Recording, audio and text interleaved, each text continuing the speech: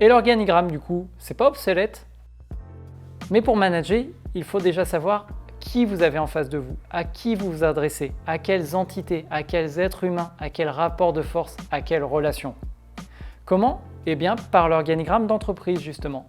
En théorie, c'est un outil informatif et organisationnel utilisé pour déterminer les liens hiérarchiques, organisationnels et fonctionnels existants entre les différentes personnes de l'organisation. On peut imaginer l'organigramme comme une photographie à l'instant T des postes occupés dans l'entreprise et des rapports existants entre eux. Il s'agit également d'un outil de répartition des tâches. Qui doit faire quoi et qui doit rendre des comptes à qui. Mais avant tout, c'est un outil censé améliorer la compréhension des rapports et liens au sein de l'entreprise. Il remplit les objectifs suivants. Comprendre le fonctionnement organisationnel global, mieux connaître les interlocuteurs et leur rôle dans l'entreprise, avec évidemment les rapports de subordination pouvant exister, corriger les problématiques organisationnelles existantes, optimiser la masse salariale par la redéfinition des tâches attribuées à chacun et permettre à l'externe de cerner le fonctionnement interne et de trouver rapidement l'interlocuteur recherché. Ce document évolutif nécessite donc une actualisation régulière. Il existe également 3 types principaux d'organigrammes: hiérarchique, matriciel et plat ou horizontal. L'organigramme hiérarchique est le plus commun et a une forme de pyramide dans laquelle un groupe ou une personne est au sommet. Dans une hiérarchie, les membres communiquent généralement avec leurs supérieurs et leurs subordonnés. L'organigramme matriciel, quant à lui, est utilisé quand les personnes dépendent de plusieurs responsables. L'organigramme plat ou horizontal n'a pas ou peu de niveaux de management intermédiaire et consiste généralement en 2 niveaux, la direction et les travailleurs.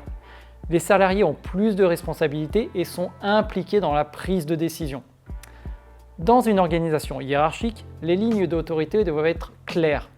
Si la force de cette structure réside dans sa clarté et sa stabilité, sa faiblesse est dans sa rigidité, son incapacité à faire preuve de souplesse. Dans une organisation matricielle, les relations entre les services peuvent être plus fructueux et plus coopératifs. Cependant, avoir plusieurs services à satisfaire peut créer des conflits. Dans une structure plate ou horizontale, les niveaux de management ont été supprimés et la direction et les employés sont en contact direct. Pratique pour les petites boîtes, moins pour les grandes structures, car les conflits entre salariés peuvent être accentués par le nombre de personnes effectuant le travail à proprement parler. Ce document doit être clair et lisible au premier regard.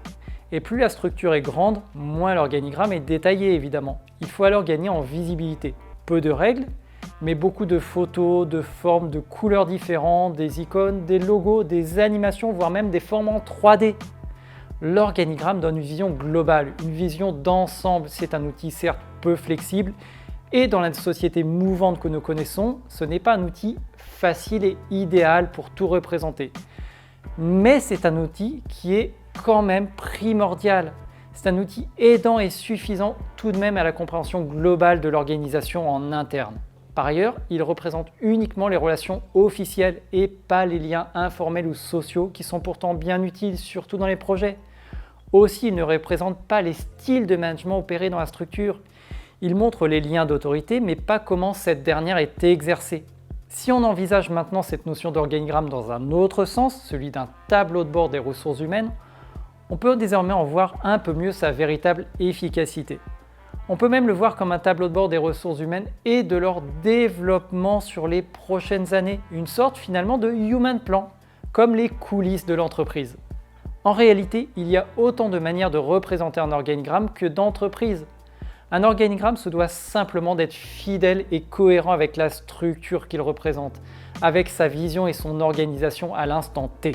Il doit être pensé par les membres de l'équipe, pensé et réalisé en fonction des talents de chacun et de la valeur ajoutée que chacun peut y apporter.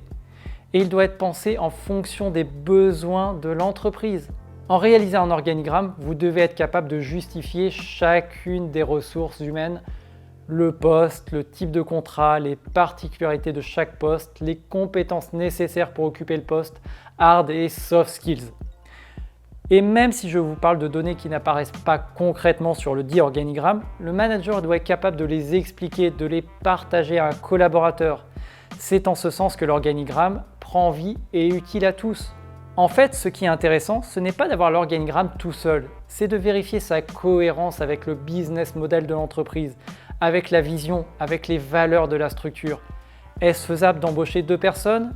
Ne serait-il pas plus intéressant d'avoir un assistant sous la tutelle d'un responsable? L'organigramme, vision des ressources humaines et du management, est à prendre finalement comme une des faces d'un dé à 3 faces, en plus des visions des finances et du droit. Ce Human Plan a donc pour but de tester la cohérence entre les 3 dimensions ainsi que la crédibilité du projet. Ça ne vous rappelle rien? Et oui, il s'agit des points numéro 1 et numéro 2 de votre projet professionnel. Via un organigramme projeté sur N, N+1 et N+2 du développement de votre structure, vous expliquerez quelles sont les ressources humaines dont vous aurez besoin. Et justifiez pour chaque poste de collaborateur la valeur ajoutée qu'il apporte à votre structure par ses compétences. L'organigramme est donc à concevoir comme un outil à disposition de notre manager chef d'orchestre en vue de le guider, de lui permettre d'anticiper et d'ajuster aux besoins. Et dans un sens plus large, il lui permet d'être clair et engageant quant aux ressources de la structure.